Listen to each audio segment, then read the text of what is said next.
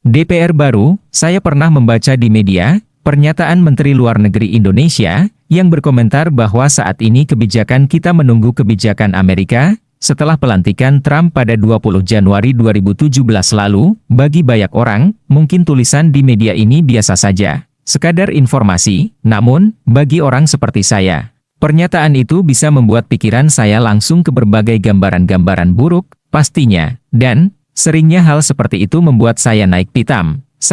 Kalau sudah begitu, dalam hati ini keluar gaya sinisnya, saya langsung membatin, ini menteri kok geblek betul, masa kebijakan kita menunggu kebijakan negara lain? Harusnya kita punya kebijakan yang solid dan tidak ikut angin.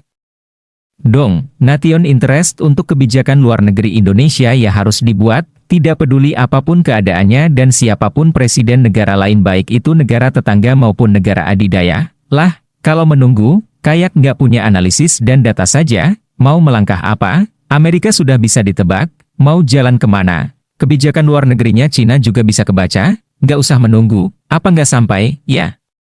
Siapa sih, para pembuat kebijakan luar negeri bangsa ini, asli. Saya paling tidak setuju untuk urusan ketatanegaraan dan masalah bangsa Indonesia saat ini, Menteri selalu bilang perekonomian dunia sedang lesu. Saya paling kesal dengan tipe orang yang bicaranya seperti itu. Menyalahkan keadaan atau orang lain, kalau ada orang seperti itu di tim saya pasti sudah saya ganti. Saya teringat zaman Pak Harto, bagi saya, di zaman tersebut ada banyak hal bagus yang ditiru dunia, tetapi dibuang oleh bangsanya sendiri. Efek reformasi yang diam-diam digerakkan oleh Amerika ini benar-benar merusak bangsa. Amin Rais dan SBY pemberi kontribusi terbesar urusan rusaknya tata negara pasca reformasi ini. Saya berikan satu hal saja sebagai contoh. Dulu, institusi Lemhanas adalah lembaga wajib untuk calon pemimpin. Seakan kalau sudah di Lemhanas, sudah bisa siap-siap dipanggil Pak Harto masuk jajaran pembantunya, bisa menteri, eselon 1, ketua badan-badan, atau profesional BUMN. Sekarang, menteri nggak ada yang pernah ikut Lemhanas, arti bela negara dan memahami kerja sama antar departemen masih gelagapan, belum lagi secara chemistry, followership-nya rendah terhadap Pak Jokowinya, lebih setia ke partainya. Di DPR, dulu ada fraksi ABRI atau TNI, Polri, suaranya 100 anggota DPR, membuat setiap anggota DPR mengerti bela negara karena ada Panji Nusantara yang mengawal di staf fraksi. Utusan daerah juga ada suaranya, sehingga tidak melulu suara DPR yang di Senayan, ada 2 fraksi utusan daerah dan fraksi ARI.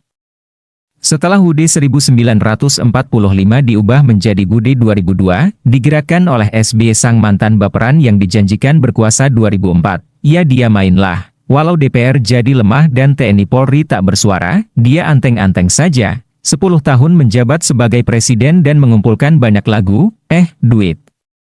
Di belakangnya Amerika, tenang dong ya, Pak B. Tapi, bangsa Indonesia Bapak Gadai, bagi saya, ke depan, saya ingin UUD 2002 diubah, sorry para pendukung 2002, saya melawan Anda. Setidaknya ada utusan daerah DPD bersuara 10% di DPR dan fraksi TNI, Polri hadir lagi di parlemen. Bagi saya, ini perubahan mendasar yang perlu, kalau kita ingin menjadi bangsa besar. Jangan turuti skenario Amerika yang menggemboskan peran TNI.